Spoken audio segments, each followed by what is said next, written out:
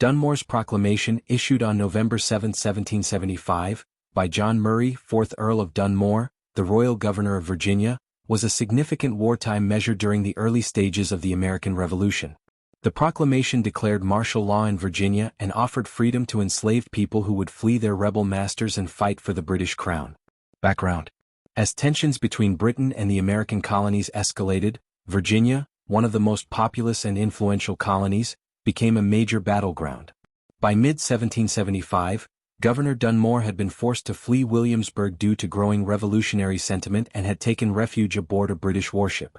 In an effort to weaken the rebellion, he issued the proclamation as a means to destabilize the colonial economy and bolster British forces. Key provisions and impact. Dunmore's proclamation promised freedom to enslaved men owned by rebel colonists if they joined the British military.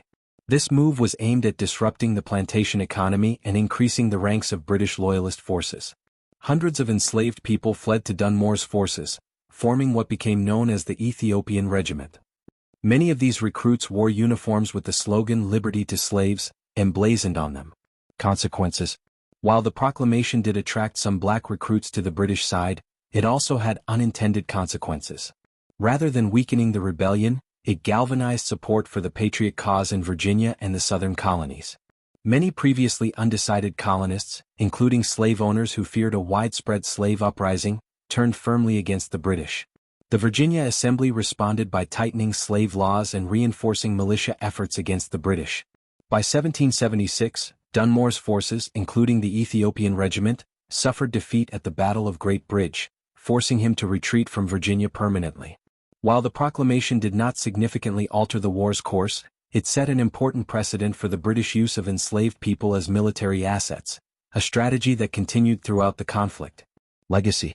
Dunmore's proclamation was one of the first formal attempts to undermine American slavery, predating similar efforts by the British during the later stages of the war. It contributed to the complex relationship between the American Revolution and the institution of slavery, highlighting the contradictions between the Patriots' fight for liberty and their continued reliance on enslaved labor. Though many of the enslaved people who joined Dunmore's forces were later recaptured or perished, some managed to escape to freedom in Britain or other British territories. The proclamation remains a crucial episode in understanding the broader struggle for freedom and loyalty during the American Revolution.